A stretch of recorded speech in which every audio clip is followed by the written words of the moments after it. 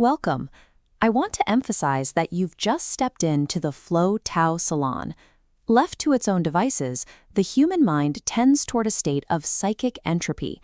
This is a disorder where information conflicts with our existing intentions, leading to anxiety, boredom, or the fragmented exhaustion of digital brain rot. Without a structured task to command our focus, the mind naturally drifts toward grudges and frustrations. The pioneer who identified the antidote to this mental chaos was psychologist Mihaly Csikszentmihalyi. He dedicated his career to studying optimal experience, the moments when we feel a deep sense of enjoyment and exhilaration. His inquiry began during World War II, when he observed that intensely focused activities provided a psychological sanctuary from the trauma of prison camps. This early realization, that internal order can be maintained despite external chaos, was later refined after encounters with the lectures of Carl Jung. He defined this state as flow, a condition that must be prepared for and cultivated. It typically occurs when a person's body or mind is stretched to its limits in a voluntary effort to accomplish something difficult. It is the biological mechanism for imposing order on consciousness. Because the nervous system has definite limits on how much information it can process at once, the content we allow into our consciousness becomes the primary determinant of our quality of life. Mastering our inner experience is the only way to ensure that the burden of external social controls falls away. Neuroscientists call this transient hypofrontality, a temporary downregulation of the prefrontal cortex that silences our inner critic. By quieting these systems, the brain allocates resources to faster processing. This shifts us into effortless action, as brainwaves slow into smooth alpha and theta. Reaching this state requires a precise challenge-skill balance.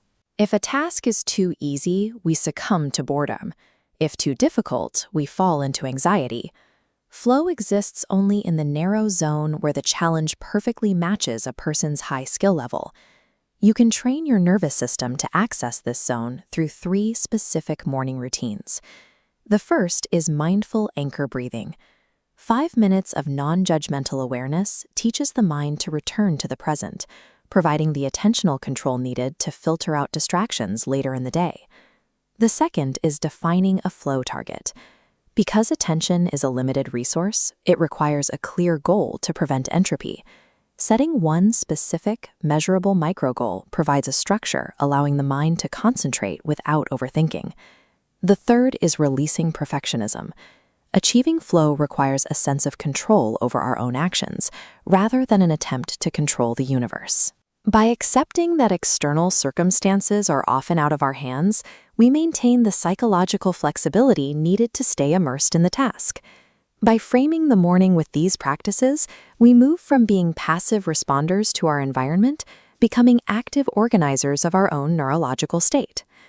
Sustaining this order throughout the workday requires a continuous loop of clear goals and immediate feedback.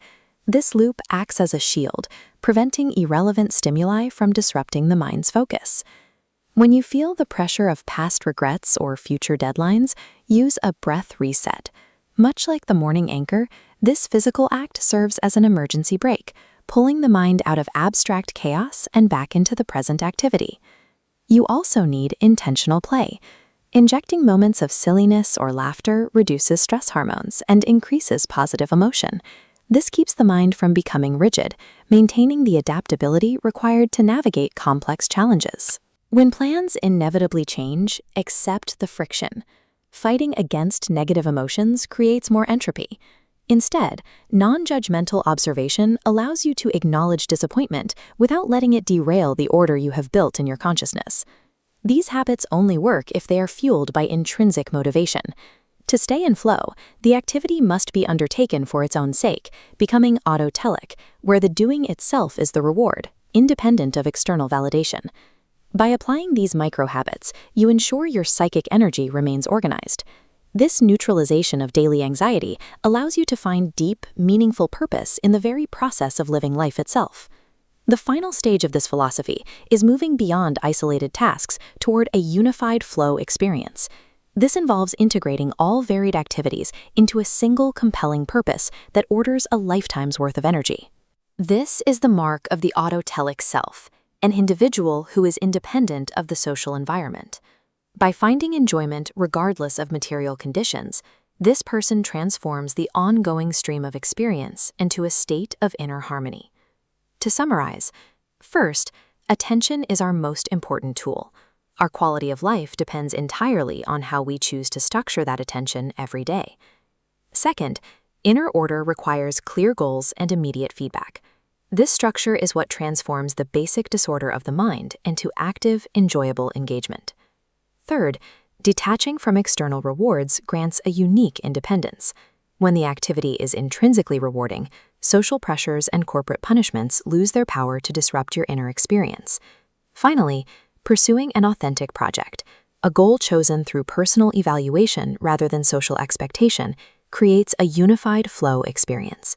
It ensures that every microhabit serves a larger, meaningful purpose. When consciousness is ordered in this way, actions and feelings fall into harmony. The separate parts of life fit together, and the result is a state of mind where the process of living itself becomes the goal. Flow Tao Salon, Prosperous Year of the Horse.